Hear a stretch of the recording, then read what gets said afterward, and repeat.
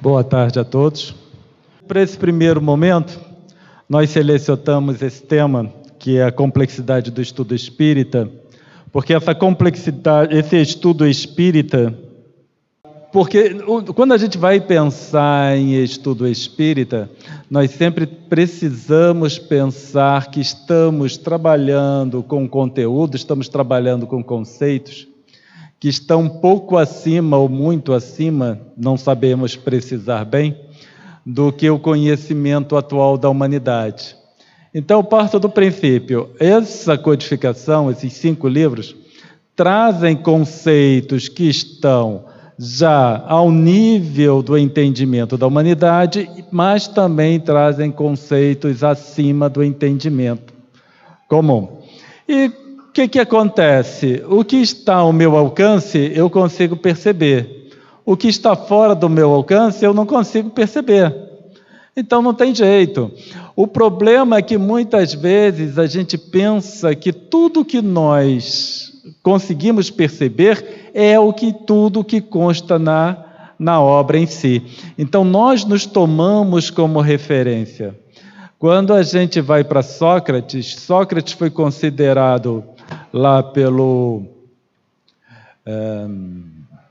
pitonisa, que era a pessoa mais inteligente da Grécia naquele momento, porque ele tinha noção do quanto ele não sabia. Quando ele foi pesquisar, Sócrates foi pesquisado porque ele tinham dito que ele era o homem mais inteligente. Quê? Inteligente, mais sábio, né? Que ele foi pesquisar, então ele verificou que ele era o considerado mais sábio porque ele tinha noção do quanto não sabia, certo? Então, da nossa parte, se a gente quiser, então, sermos sábios, precisamos avaliar o quanto nós não sabemos. E aí a gente sempre parte do preceito de que existem conteúdos naquele material que está sendo apresentado para mim que eu desconheço. E por isso a gente precisa buscar. As premissas básicas do estudo espírita é que nós precisamos entender que esse conteúdo é compatível com o mundo de expiações e provas. Então, nós fazemos parte de um mundo de expiações e provas. Então, ele é compatível com esse mundo. Não adianta pensarmos que essa doutrina é a verdade última, ou ela traz toda a informação cabível para um espírito. Essa informação é compatível com o nosso grau de adiantamento. E esse grau de adiantamento é um mundo de expiações e provas. Então, o que nós conhecemos, o que nós temos o contato direto através da nosso consciente, é esse mundo de expiações e provas. E é aí que eu parto do princípio para a minha análise. É um estudo compatível de um mundo de expiações e provas, eu sou compatível com o mundo de expiações e provas, então tudo que é trazido para mim tem que ser compatível com aquilo que eu necessito entender, certo? Ele estabelece os parâmetros para a apresentação das ideias e conceitos. Essa questão de ser compatível com o mundo de expiações e provas vai estabelecer os parâmetros vamos imaginando esses espíritos, para quem nós vamos escrever? Para o mundo de expiações e provas. Então, esse é o parâmetro pelo qual esses espíritos escreveram ou trouxeram a doutrina espírita. Estabelece também a postura mental para análise da informação. Eu preciso, então, me colocar com a postura mental de um espírito de um mundo de expiações e provas. O que isso significa? Que eu sei muito pouco da realidade espiritual. Certo? Minha visão é mais material. Meus conceitos, aquilo que eu uso para minha análise, é mais material do que espiritual. A gente não se enxerga como espíritos ainda. Então, a minha visão é muito rude, é muito material em si. Agora, a partir do momento que nós sabemos que nesse mundo existe uma faixa evolutiva, de nível evolutivo dos espíritos, então essa informação ela também é apresentada em camadas. O que isso significa? Existe informação disponível desde para aquele que tem pouco conhecimento até para aquele que tem muito conhecimento. E a gente pode levar para nível evolutivo, desde aqueles que estão na parte inferior da faixa de nível evolutivo compatível com a Terra, até aqueles que estão no nível superior dessa faixa do nível evolutivo compatível com a Terra. Então, quando a gente vai pensar em doutrina espírita, uma doutrina tão elevada quanto o Espiritismo, e produzida por esses espíritos elevados, nós precisamos estar cientes de que eles oferecem formação para todos os gostos, ou todos os níveis de entendimento. Partindo disso, então, existe uma apresentação de conceitos em camadas, desde aqueles mais simples até os mais complexos. Então, o que acontece? Nós estamos num determinado nível. Quando a gente vem lendo um determinado assunto na codificação, que não necessariamente está sequencial, certo? O mesmo assunto, às vezes, se mostra em diferentes livros, inclusive.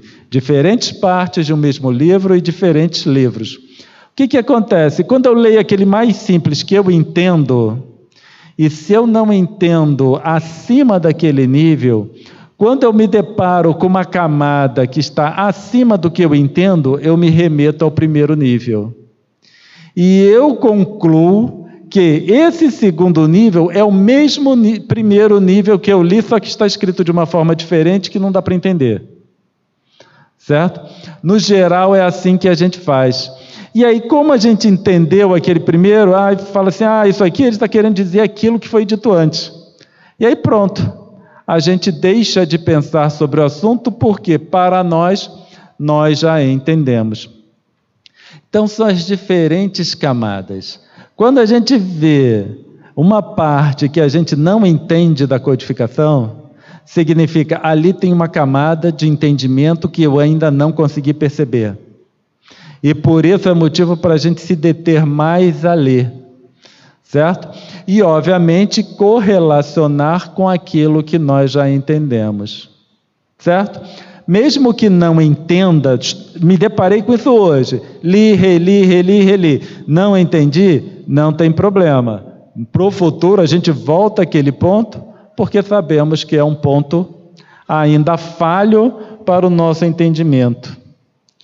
E por isso, a necessidade de buscar conhecimento e entendimento além daquele que eu tenho, além daquele que nós temos.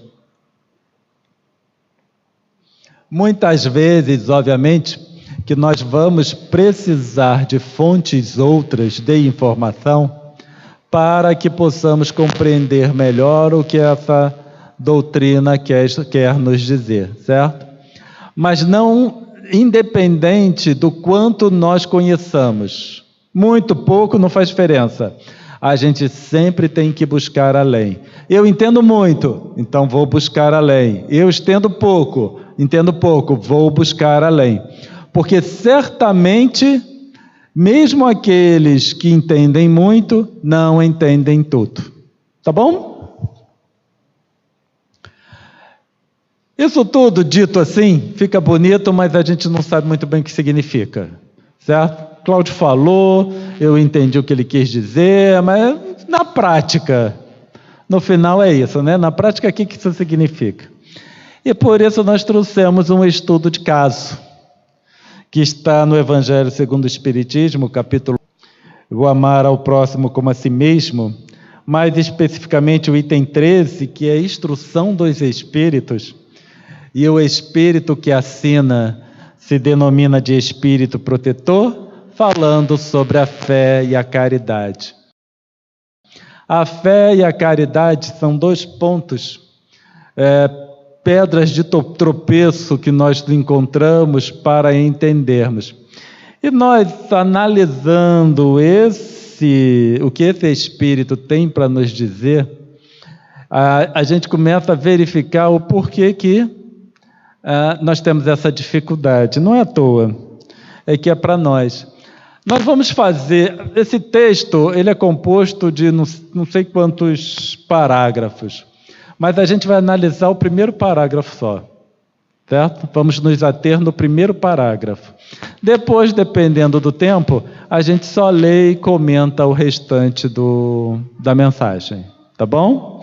Então, só no primeiro parágrafo nós conseguimos encontrar 4 níveis de entendimento. Em um parágrafo apenas, de uma mensagem escrita por um espírito que se denominou de espírito protetor. Então, nós separamos o primeiro parágrafo em 4 partes, análise 1, 2, 3 e 4. Essa é a primeira frase do primeiro parágrafo. Disse-vos, não há muito, meus caros filhos, que a caridade sem a fé não basta para manter entre os homens uma ordem social capaz de os tornar felizes. Então a gente diz, sem a fé não é suficiente para manter entre os homens uma ordem social e capaz de tornar os homens felizes. E aí a gente verifica, primeiro, necessidade da fé com a caridade para que se estabeleça a felicidade. Então a gente começa a perceber que, para nós exercermos a caridade ao ponto de estabelecer a felicidade, é preciso ter fé. Porque a fé é que vai nos levar a um comportamento adequado e perseverante. Isso, obviamente, falando para espíritos de um mundo de expiações e provas.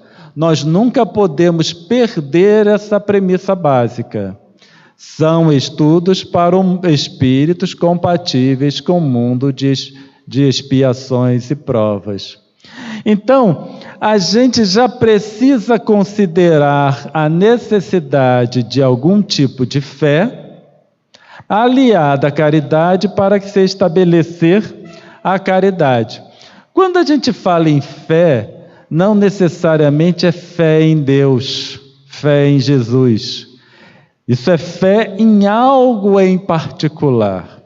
Nessa situação, nós estamos falando de fé num sentido mais geral, certo? Porque senão a gente vai pensar que fé aliada à fé em Deus e em Jesus só seria possível nesse caso para os religiosos. Agora a felicidade entre os homens, tanto como a humanidade inteira quanto parte dela. Entre os homens, quando a gente fala entre os homens, nós podemos avaliar de diversas formas. Entre os homens é a humanidade inteira. Certo? Quando a gente lê a primeira parte, o texto, ordem social capaz de tornar felizes entre os homens, nós pensamos os homens enquanto humanidade. Mas uma parte da humanidade também é entre os homens. Essa casa espírita aqui, o ICEB, é entre os homens. O nosso lar é entre os homens. O nosso trabalho é entre os homens. Então, Cláudio, nós não temos, em geral, capacidade de influenciar a humanidade inteira. A gente não influencia a humanidade inteira.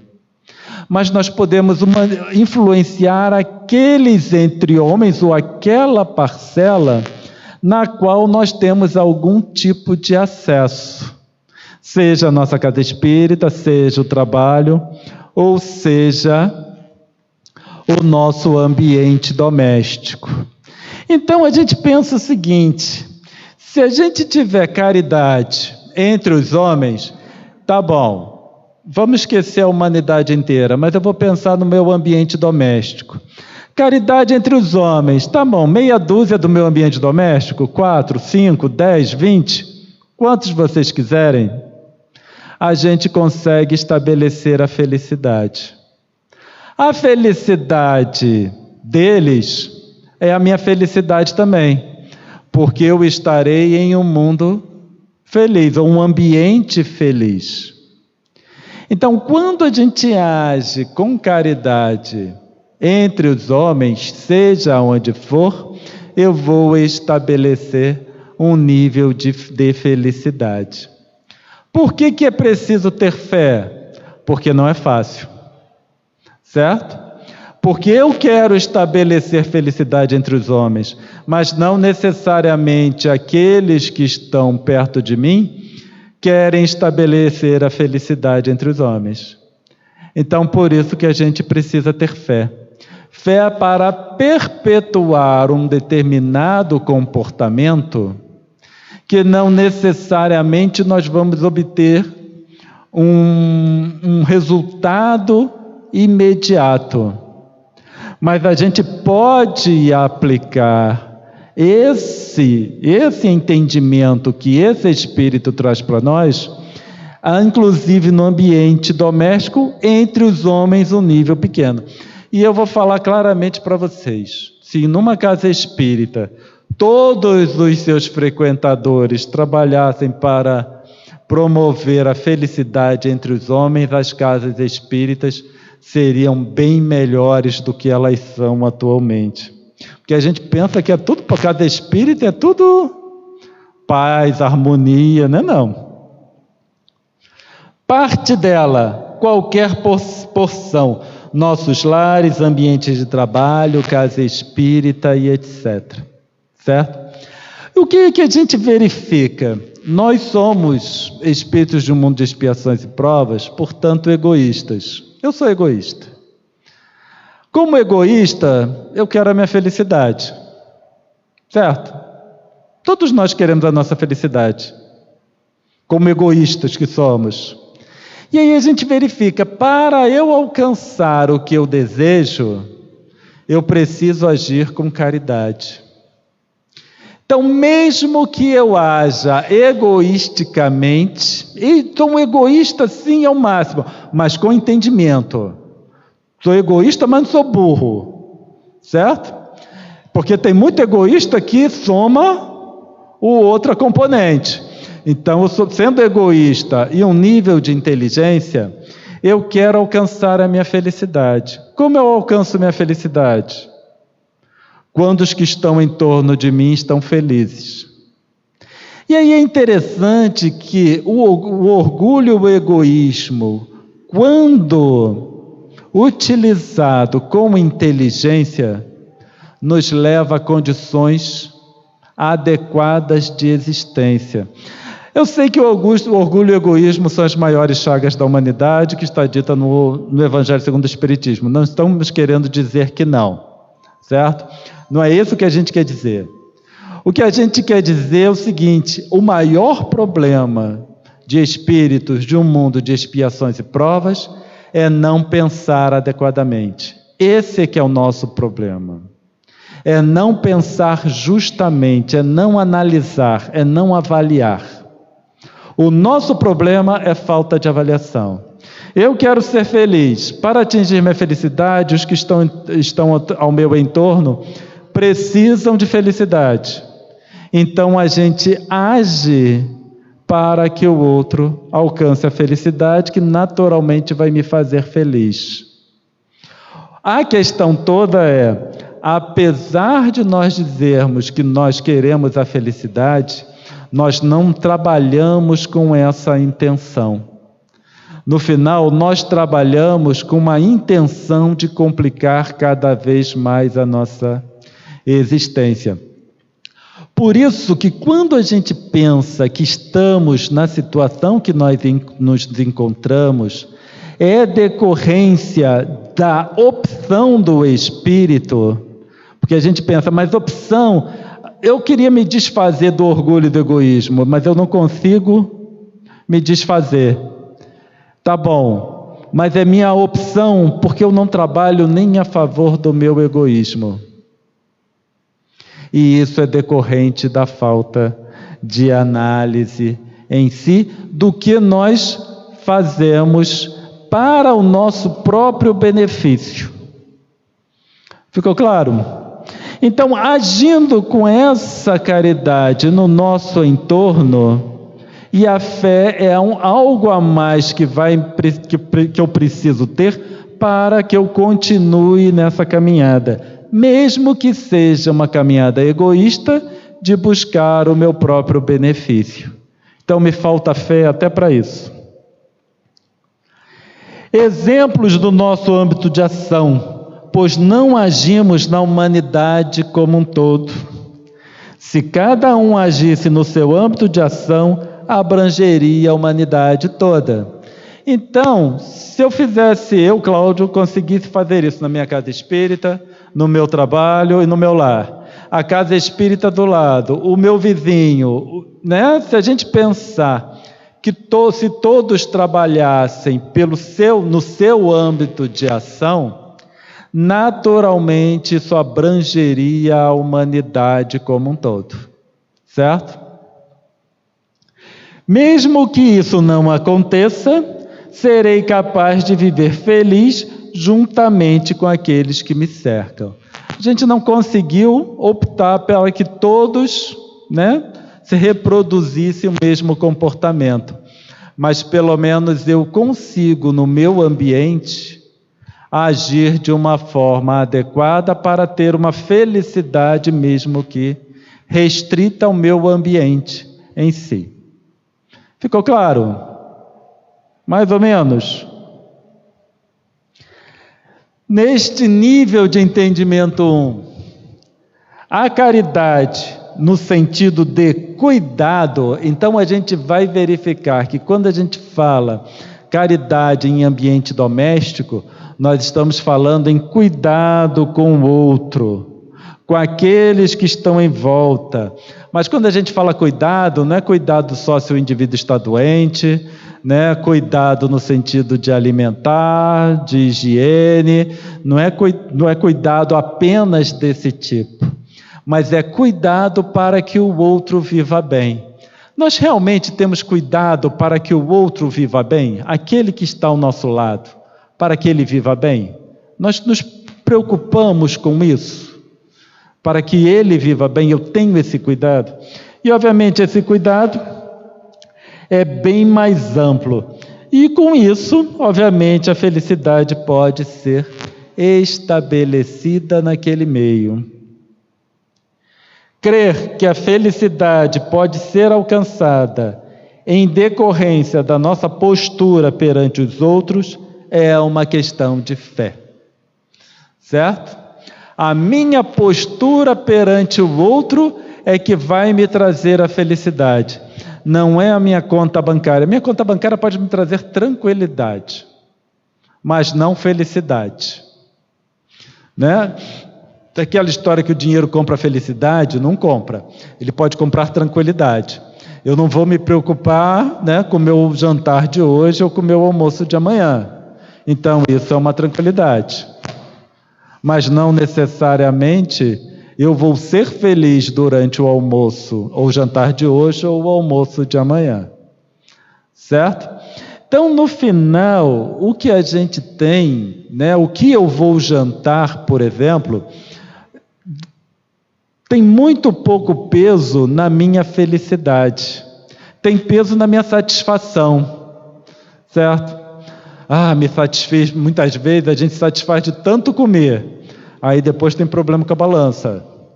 Então é uma satisfação que depois traz problema, é diabetes, é colesterol, é uma coisa vai somando a outra. Isso é satisfação, mas não é felicidade. Felicidade é um estado. Quando a gente alcança a felicidade, eu posso comer feijão, arroz com ovo, que estarei feliz. Que, por sinal, feijão, arroz com ovo é uma delícia. E me deixa realmente feliz por ser gostoso.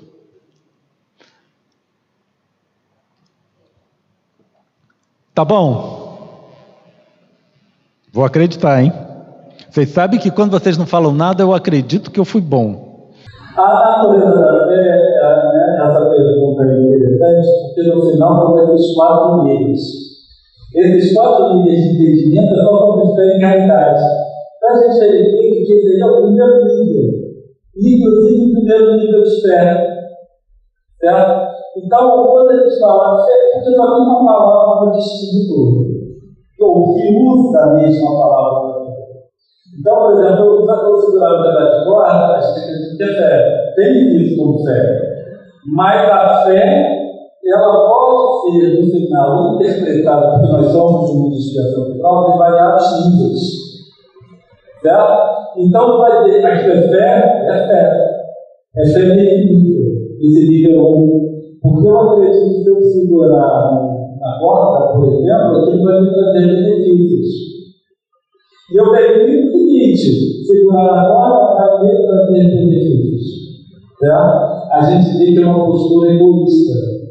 Não estou dizendo aqui postura egoísta como uma conotação pejorativa. Certo? Porque quando a gente fala em egoísmo, porque tem o egoísmo, qual é a conotação pejorativa, nós temos o egoísmo que nós nos utilizamos ainda para avançar. Então, e aí não tem essa conotação egoísta, pejorativa. Então, essas são expressões de fé em decorrência do egoísmo, mas é o primeiro nível de entendimento. Então, obviamente, vai levando o indivíduo numa certa direção. Essa ligação com o divino, essa ligação com algo além. Aquele além da doutrina espírita, nós falamos no início, a doutrina espírita nos traz, mas eu não entendo. E aí é algo que eu não entendo. E aí eu vejo na corda, por exemplo, vai me ligar com algo que eu não entendo. Certo? Então, por isso também vai ser uma expressão da fé, uma manifestação do egoísmo, mas como a primeiro nível que nós estamos trabalhando com uma manifestação do egoísmo, mas que vai avançar o indivíduo. No final, o que a gente tem que dizer também é o seguinte: eu sou egoísta, eu sou orgulhoso, eu devo usar isso a meu favor. Certo? Ao invés de lutar contra a maré, a gente usa a maré para chegar onde a gente deseja. É claro. Mas aí nós vamos trabalhando os 4 níveis de fé, e eu espero, pelo menos quando chegar ao final, ter respondido essa questão.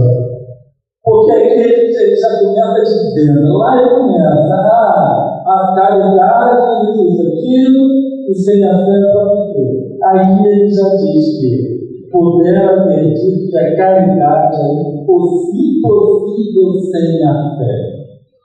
Então eu já estabeleço uma nova relação. A caridade, ela é impossível sem a fé. Não podemos mais dissociar uma coisa da outra.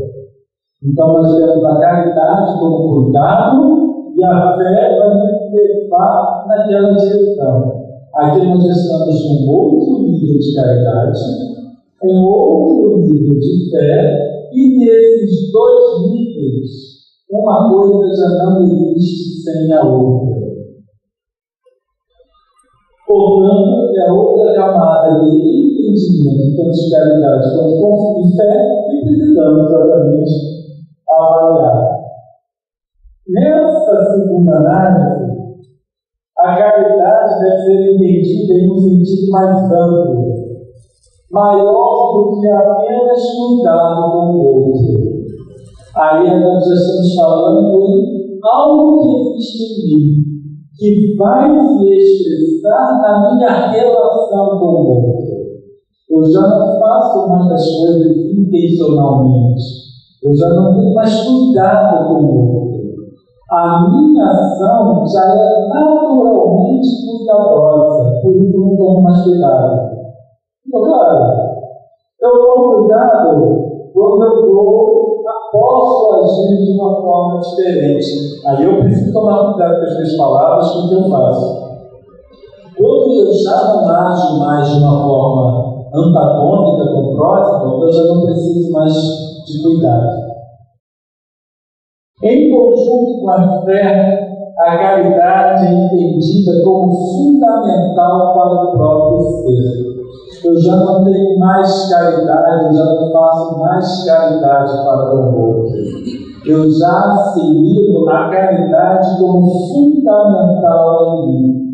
Quando eu assumir a caridade como fundamental em mim, essa fé ela é exalçada. Por quê? Porque uma coisa naturalmente está atrelada à outra. A caridade é impossível sem a fé. A questão toda é que a gente analisa a fé dessa forma: é fé em Deus, fé no Espírito, fé na reencarnação, fé na justiça divina. Então eu direciono minha fé. Assim como eu direciono a caridade, agora eu vou dar pão, vou dar cobertor para quem tem frio, vou dar para quem tem sede. A minha caridade é direcionada. E por isso a minha fé é direcionada. Então faça a caridade e fé serem estados do Espírito, não mais dissociando uma da outra. A fé atrelada à caridade já não é mais crença, mas um estado do ser. A gente fala, eu creio em Deus. Nós não devemos crer em Deus. Eu sei que todo mundo se assusta pelo fato que a gente não deve crer em Deus. Nós devemos ter certeza de Deus, para depois vivenciarmos o próprio Deus. Então, enquanto eu crer em Deus, Deus está fora de mim.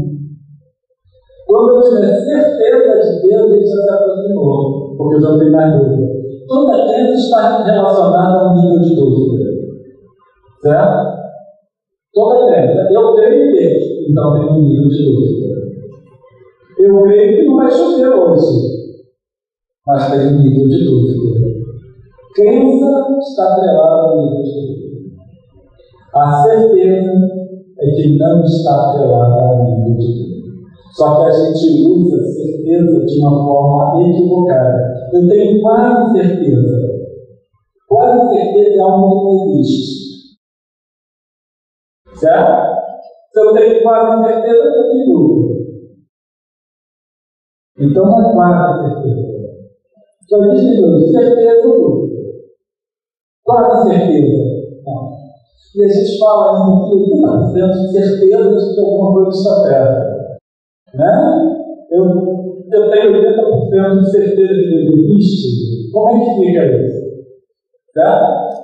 Então a certeza em si vai aproximar Deus. E aí eu não creio mais nessa futura. A gente fala que a gente crê nessa futura, né? Eu não creio mais nessa futura, etc. Eu já tenho certeza daquilo tudo. E essa certeza vai me levar a ações, obviamente. O conceito de estado de ser é complexo para o nosso entendimento. Eu sei que quando a gente falou aqui, né? É o estado do ser. A fé da caridade não é mais uma crença, é o estado do ser. A gente fala o estado do ser, também não me clareou muito, não. Porque estado de ser é complexo para o nosso entendimento. E por que é complexo para o nosso entendimento? Pelo mesmo motivo que a gente se atende ao nível de entendimento humano. Certo? Não importa se vocês ou eu entendamos o estado de ser, mas eu já consigo vislumbrar o meu próprio caminho de entendimento. Olha, eu já saí do nível 1. Eu estou começando no nível 2. Certo? Porque vivenciar o estado de ser é um conceito, é um entendimento. Eu preciso vislumbrar uma situação que ainda é muito difícil para mim. E por isso vai requerer exercício. A fé raciocinada é a mesma coisa. A gente acha que fé raciocinada é ver a codificação e prova. A minha fé raciocinada não é. Se ver codificação nos levasse a fé raciocinada, a gente não via muita coisa acontecendo por aí. Certo? O entendimento da codificação que me leva a fé raciocinada. Por quê? Eu gostaria de nível 1, nível 2, nível 3, nível 4, até chegar, em algum momento, a essa fé raciocinada, em que já é parte das certezas, não mais das crenças. Certo? Porque quando a gente crê, a gente fala assim, segura na corda, por exemplo, toca no crucifixo que você vai ser abençoado. Então, se você é levado, nós somos levados a fazer isso. Quando a gente entende o processo, já temos toda a certeza, nós já sabemos o porquê o fazemos. Eu posso continuar tocando no crucifixo, mas eu sei por que eu faço. Uma vez conversando com um dos nossos mentores, aí ele estava explicando para nós o porquê que normalmente a gente vê as pessoas orando de joelhos com a cabeça baixa. Né? Por que aquela, em geral, a pessoa vai orar, vai rezar, né? Ela tem a joelha, baixa a cabeça e começa a rezar ali. Aí ele está explicando para nós que aquilo é decorrente do fato de uma observação de outros seres. Porque alguns espíritos, quando alcançam um nível de sofrimento tal, né, quando é um sofrimento que vai levando o indivíduo, ele chega a um nível de sofrimento tal que para ele já não aguenta mais o próprio sofrimento. Então eles desabam. E na hora que desabam, é ajoelhado de cabeça baixa pedindo perdão a Deus. Então, ali é a expressão máxima da oração. Quando a gente vê espiritualmente no nível da compatível com o nosso, quando ele consegue alcançar com a oração níveis de expressão cada vez mais altos. Então, em decorrência dessa observação, levou-se ao conceito de que oração deve ser feita de joelhos e de cabeça baixa. Então, aqui eu ajoelho, abaixo a cabeça para orar. Eu estou repetindo algo que alguém faz. Mas eu não sei por que aquela primeira pessoa que eu vi, não sei qual é o motivo que levou ela a fazer aquilo. Então, quando nós vemos essas manifestações, né, uma grande multidão indo em determinada direção ou fazendo determinada coisa, a gente faz o que nós vemos outros fazendo. Né? É aquilo que salva. É dessa forma que ora, então eu vou orar dessa forma. Mas a gente tem que saber por que nós fazemos tal coisa. Por que eu vou naquela direção? Por que eu oro daquele jeito? Então, quando eu me ajoelho para orar, eu tenho que me arremeter naqueles espíritos que chegaram ao máximo do sofrimento, por exemplo, concebível para nós, em que completamente desabaram, e aí a única esperança é realmente essa comunhão com Deus. Então, quando nós falamos ali em estado de ser, novamente, nós precisamos lembrar que somos espíritos compatíveis com o mundo de expiações e provas. E, portanto, o estado do ser conhecido por nós é de expiações e provas. Qual o estado de ser que eu conheço?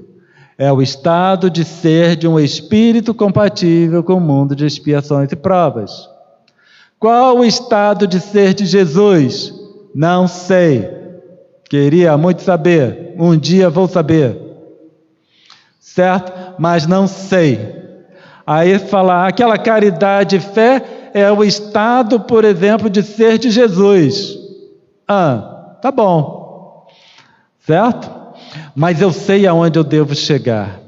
E se eu quero chegar em algum nível, eu começo com aquelas porções de entendimento que eu consigo alcançar.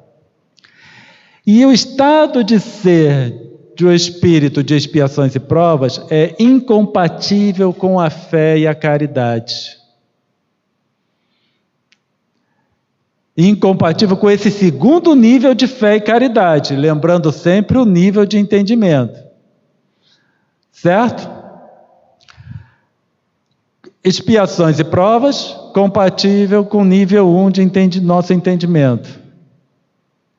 Nível 2 já é incompatível com o mundo de expiações e provas. Para espíritos no mundo de expiações e provas, alcançar ou entender na completude o que é esse estado de ser. E nós ainda temos mais 2 níveis. Análise 3, eu tenho que correr. Na verdade, impulsos generosos se vos depararão, mesmo entre os que nenhuma religião tem.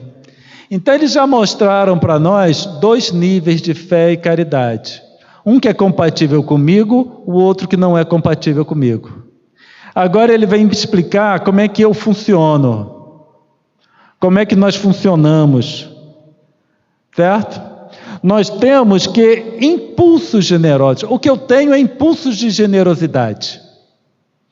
E a gente se acha caridoso. Não, eu vou lá na casa espírita fazer a caridade porque fora da caridade não há salvação. Só que fora da caridade não há salvação é o segundo nível de caridade. O primeiro nível é impulsos generosos. A questão toda é, eu tenho impulsos generosos, mas meus impulsos generosos têm hora marcada. Qual é a hora de distribuição da sopa aqui da casa espírita? É a hora que eu venho. Acabou ali, já fiz a minha caridade da semana, né? Venho na hora do passe, se eu ministro passe, ou se eu faço qualquer atividade na casa espírita. Então a gente verifica que nossos impulsos generosos têm hora marcada. Eu tenho hora marcada para exercer a caridade, certo? Não estou falando para deixarmos de fazer, por Deus. Só entender por que é que eu faço e o que é que eu faço, certo? O que é que eu faço? Caridade? Não. Eu tenho impulsos de generosidade. E enquanto impulsos de generosidade eu estou exercitando. E aí eu começo fazendo para eu perceber o que é que aquilo causa em mim. E isso vai ser válido até para os que nenhuma religião tem. Certo? Porque nós temos, às vezes, uma importância, vamos dizer assim, muito alta para as religiões, quando os impulsos de generosidade, por exemplo, abrangem a todos.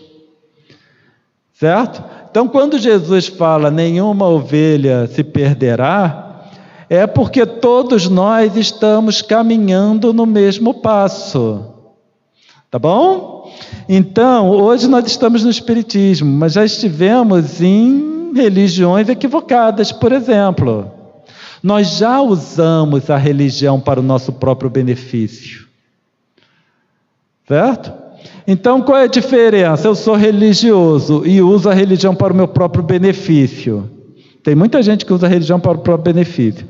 Aquele outro não é religioso e trabalha lá fazendo com impulsos de caridade, de generosidade também. Qual é a diferença entre nós? Eu prefiro estar naquele lado lá. Certo? Se eu usar a religião para o meu próprio benefício, eu prefiro estar do lado de quem não usa religião, não tem religião e mesmo assim continua com impulsos generosos. Tá bom?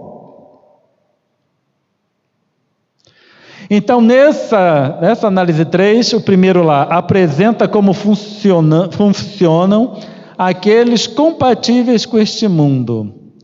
E por isso não devemos criar fantasias a nosso próprio respeito.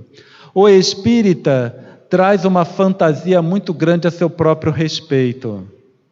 E isso é decorrente, muitas vezes, dos discursos que nós vamos ouvindo. Nós ouvimos que estamos na faculdade dos espíritos, enquanto nossos irmãos ainda estão no jardim da infância. Só que eles têm impulsos generosos. Eu tenho impulsos generosos. O que mudou? Certo? Então, eu tenho, de repente, um conhecimento em uma determinada direção. Eles têm conhecimento em outra direção. Julgar melhor ou pior religião, certo? É fazer uma coisa que Jesus disse para a gente não fazer. Não julgueis para não seres julgados. Certo? Eu posso dizer que o Espiritismo é a melhor religião para mim. E eu já passei por outras religiões e no final o Espiritismo é a melhor religião para mim. Isso eu posso afirmar seguindo lá também as palavras do Dalai Lama. Quando foi perguntado qual é a melhor religião, ele falou: é a religião que melhora o homem. Certo? Então, aquela religião que melhora o indivíduo é a melhor religião para ele. Tá certo? Então, quando nós vamos fazer atendimento a pessoas, atendimento a hospitais, atendimento, seja lá onde que for, àqueles que sofrem, nunca devemos impor as nossas crenças. Imagina só, o indivíduo está lá, doente, muito doente, perto de desencarnar, talvez. Aí a gente chega lá e começa a dizer que aquilo que ele acreditava não é certo. Ele está desenganado só tem uma semana. Eu estou há trocentos anos no Espiritismo, entendo muito pouco. O indivíduo só tem uma semana e eu digo para ele que ele vai, isso aí não é verdade não. Verdade é isso aqui. Em uma semana ele não vai aprender. A gente cria mais dano, mais malefício do que benefício. Diante de um indivíduo, nós devemos fortalecer as crenças do indivíduo. Certo? Não importa qual seja. Obviamente, se ele não tem nada e está procurando, a gente vai indicar o Espiritismo, é óbvio, né? Porque no final é a melhor que tem. O que nós fazemos, foi só para descontrair. O que nós fazemos de bem é decorrente de impulsos generosos, o que ainda não é caridade. Tudo aquilo que a gente faz são impulsos de generosidade, ainda não é caridade. Por isso que a gente precisa frequência numa casa espírita, leitura espírita, para fomentar os nossos impulsos de generosidade e nos direcionarmos no caminho correto. Nível do entendimento 3. Não nos creiamos como caridosos pelas atividades que realizamos em nossas casas espíritas, nem sequer generosos, são apenas impulsos de generosidade. Eu sei o que eu tenho, para depois poder trabalhar. Eu tenho impulsos de generosidade, eu não me engano, mas eu vou trabalhar esse material que eu tenho. Estamos falando do embrião que um dia irá germinar e se tornar uma frondosa árvore de caridade em nós. Esses impulsos de generosidade são inerentes ao espírito, em decorrência da nossa própria origem, que somos criações de Deus. Então, esses impulsos de generosidade, eles são inerentes a nós, que por mais que tentemos abafar, não conseguimos. Certo? A gente tenta abafar, tentamos ser a pior pessoa possível, mas mesmo assim ainda temos impulsos de generosidade para esse ou para com aquele indivíduo. Análise 4. Podemos? Ninguém falou nada, então por que pode?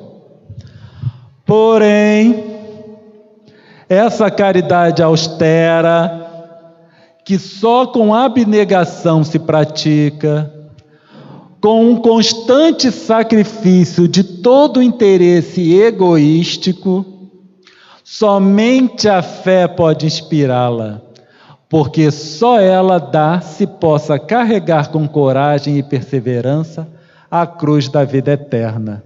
Então a gente já está num outro nível da vida terrena. Obrigado. Sabe que na outra vez que eu fiz esse estudo eu também errei e alguém me corrigiu.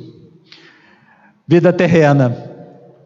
Então nós já estamos falando de um outro nível de caridade, um outro nível de ser.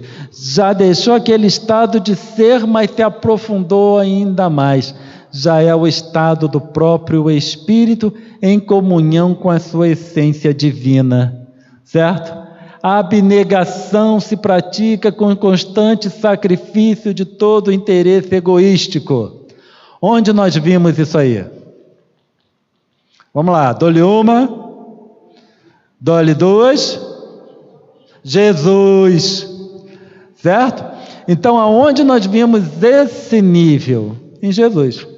Porque ali nós chegamos, nós conseguimos perceber um determinado comportamento, para o nosso entendimento, um determinado comportamento de Jesus, no qual ele se encontrava em uma situação difícil para ele, e ele não tiraria dali nenhuma vantagem.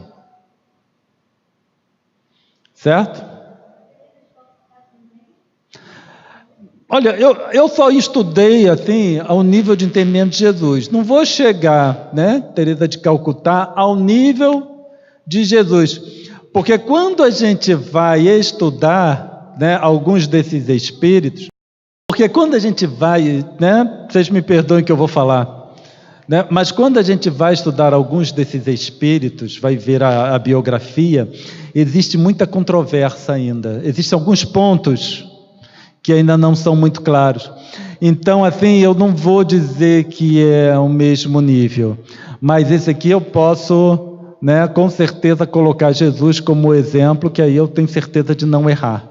A questão toda é que a gente tem que trabalhar e não errar, Então, a princípio, Jesus não tiraria ali nenhum benefício de ter vindo até a Terra e trabalhado conosco, certo? Para ter passado por aquela dificuldade toda.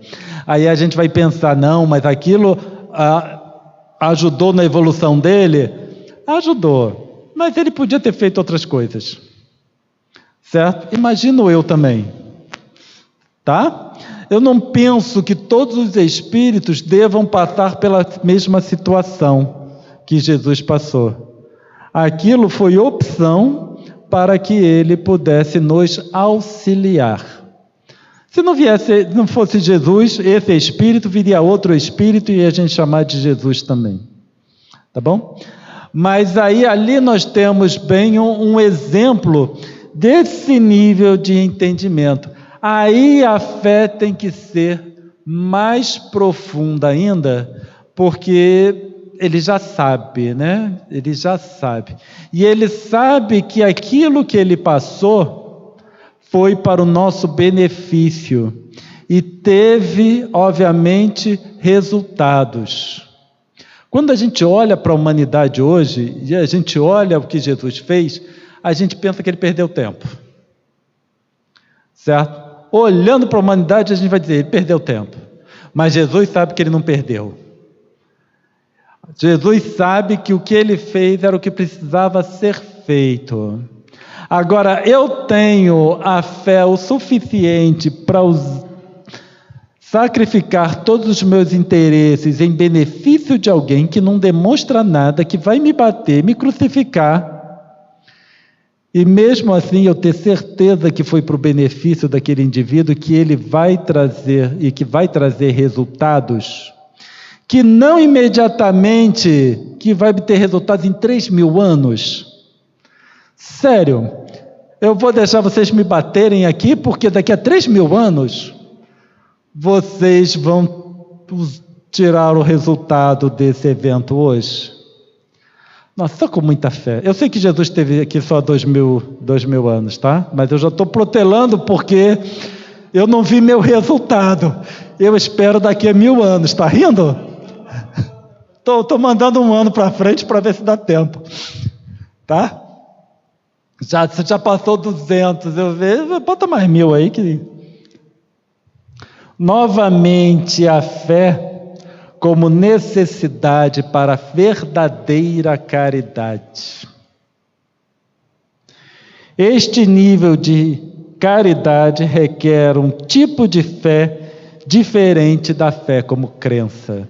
E é diferente da fé como certeza, que nós já vimos, e é uma fé que eu não vou saber lhe responder, do professor César Reis. Quisera eu profundamente poder responder a sua pergunta. Certo? Nível de entendimento 4.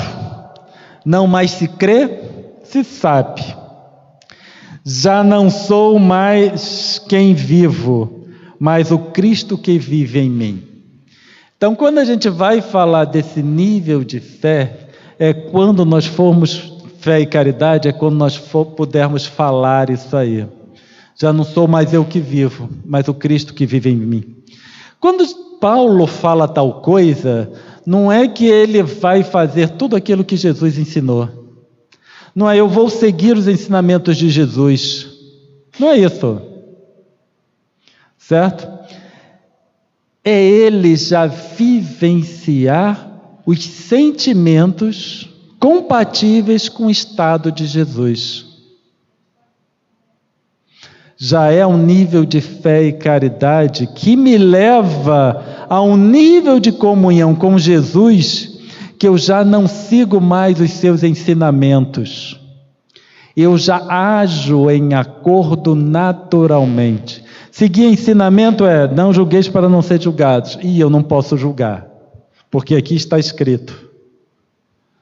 Né? É o Cristo que vive em mim, eu já não julgo mais, porque não existe mais em mim o julgamento. É igual perdão. Perdão é uma ferramenta que foi criado para espíritos de um mundo de expiações e provas, porque a gente se ofende. Quando eu chegar no nível de dizer que já não sou eu mais que vivo, mas o vivo que Cristo em mim, eu já não perdoarei mais, porque a ofensa já não é mais compatível comigo. Se eu não me ofendo, eu não perdoo. Certo?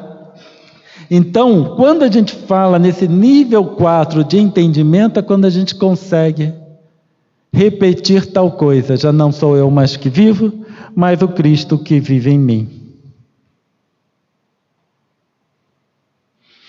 Ficou claro? Sei que tem muita coisa não respondida, certo? Tem muita coisa que a gente não entendeu, mas é como nós falamos, são níveis de entendimento, camadas de entendimento da doutrina espírita. Alguns a gente entende, alguns a gente consegue perceber, certo? Alguns a gente só consegue identificar. Mas nessa caminhada, a gente vai estratificando e conseguindo verificar a condição que a gente se encontra. Esse foi só o primeiro parágrafo dessa comunicação desse Espírito. Agora, quando a gente leva para o Evangelho segundo o Espiritismo como um todo, a gente vai pensar quantas camadas de informação ali não existem e que a gente precisa ficar procurando igual agulha no palheiro. Por quê? Porque o meu nível de entendimento, o que eu vejo, não é compatível com o que está escrito. Tá certo? No segundo momento, que hoje no outro estudo, somos nós que também vamos fazer, apesar de serem independentes os estudos, quem assistir os dois vai verificar uma continuidade, tá bom? Então, de repente, vai ficar mais claro lá ainda. Uma coisinha, duas coisinhas. Os espíritos padrão Jesus vivem em estado de caridade, é o estado. Portanto, vivem em estado de fé. Queria que você falasse um pouco, nesse padrão, o que é aquele grão de mostarda que transporta montanhas?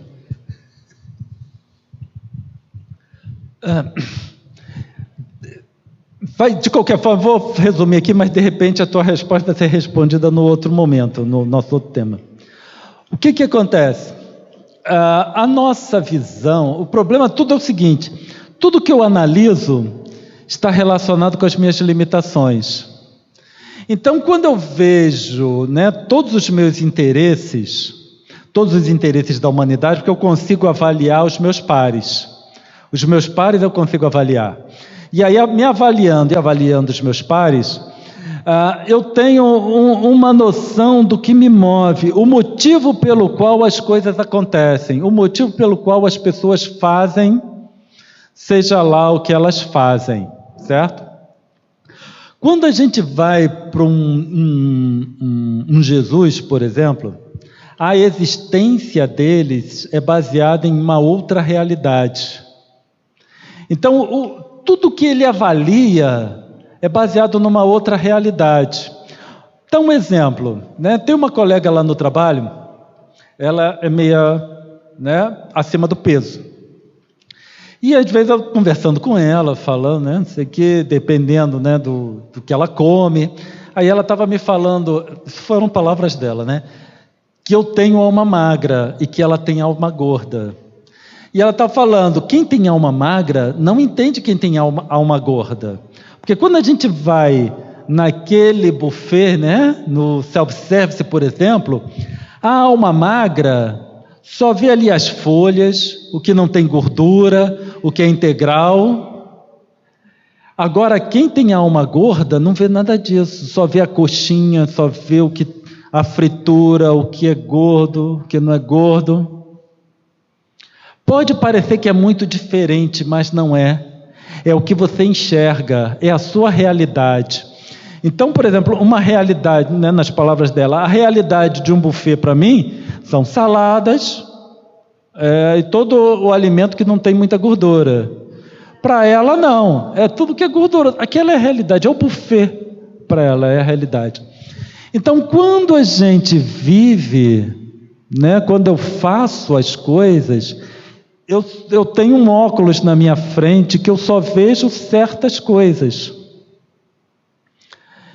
Quando a gente vai para um Jesus, vamos botar, nem vamos para cima de Jesus, né? Um espírito mais elevado que eu, por exemplo, a lente dele já é outra.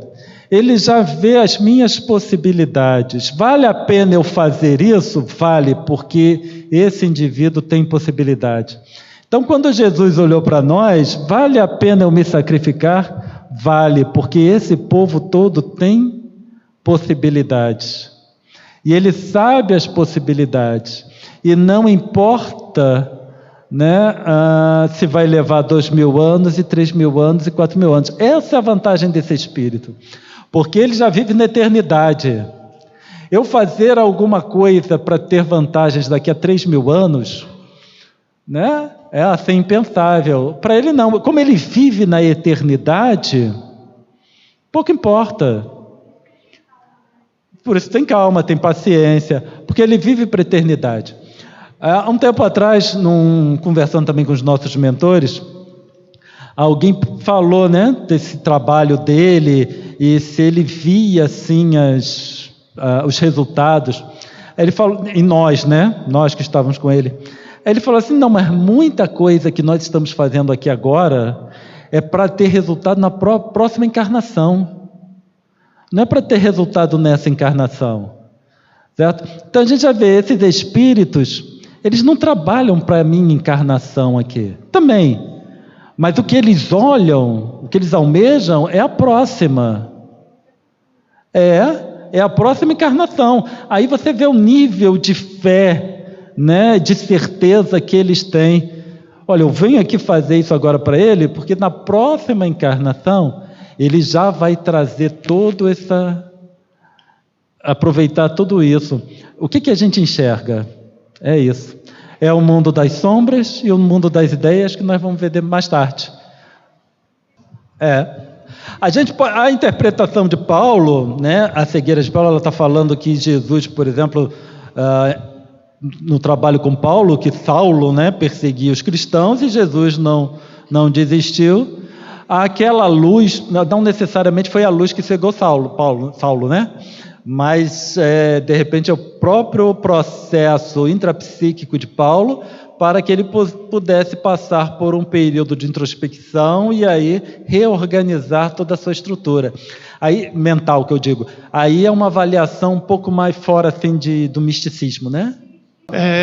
Uma pergunta aí dentro desse amplo espectro aí da conceituação de fé ou entendimento de fé, pergunto, que contribuição ou que grau de entendimento o homem de ciência, ou mais propriamente a ciência, pode dar, se é que pode dar, nessa percepção de fé? Se é que isso é compatível com a ciência? Sempre vai ser compatível. As coisas sempre são compatíveis. Se uma coisa existe, ela tem uma finalidade útil. Nós vimos até que o egoísmo, se bem aplicado, tem uma finalidade útil. Certo? O que acontece? Lá os espíritos disseram para a gente que o conhecimento intelectual puxa o moral. Porque é o intelectual que permite ao indivíduo o entendimento de certas coisas. Quando a gente... Aí, não estou querendo dizer com isso que para, por exemplo, um Saulo passar para um Paulo, necessita ser um cientista.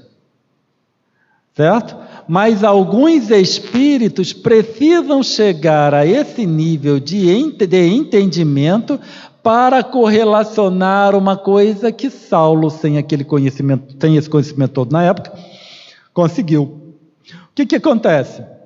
O intelectual sempre puxa o moral, mas não necessariamente está atrelado andando casadinho.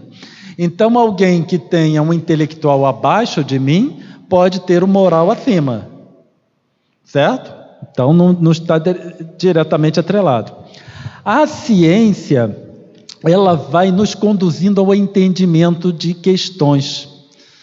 Quando você vê o conhecimento atual, aonde a gente se encontra, nós nos encontramos numa fronteira. A física quântica hoje em dia, a física, ela está numa fronteira. E aí lá tem o acelerador de partículas, lá o CERN, que anda brigando, tentando chegar mais próximo dessa fronteira para entender. Mas existem já alguns fenômenos, por exemplo, em que você já não dissocia mais do observador, aquele que observa. Então, obviamente que isso é motivo para várias discussões no meio científico, Alguns levam para um lado, outros levam para o outro. Então, para esse lado, os que vêm para esse lado chamam os que estão desse lado de místicos, e vai aquela confusão toda. Mas o final é que realmente estamos ali num limite, numa fronteira entre o material e o não material, vamos dizer assim, material dessa matéria densa e o mais sutil, tá certo? Então, que o avanço da ciência vai levar, vai. Infelizmente, esse avanço da ciência não é disseminado para todos, apesar de estar disponível. Na internet, hoje em dia, a gente encontra vídeos explicativos dos mais variados, desde os mais complexos até os mais simples, mas que levaria as pessoas a entender mais esse avanço da ciência. Disponível está, mas assim, as escolas, disseminado no sentido de escolas, por exemplo, faculdades, elas não informam aos alunos essa nova realidade do mundo que está se formando. Mas que está se formando. No século XX para cá e o século XXI cada vez mais, a realidade do mundo está tomando uma cara nova. A realidade, como nós a concebemos, está tomando uma cara nova.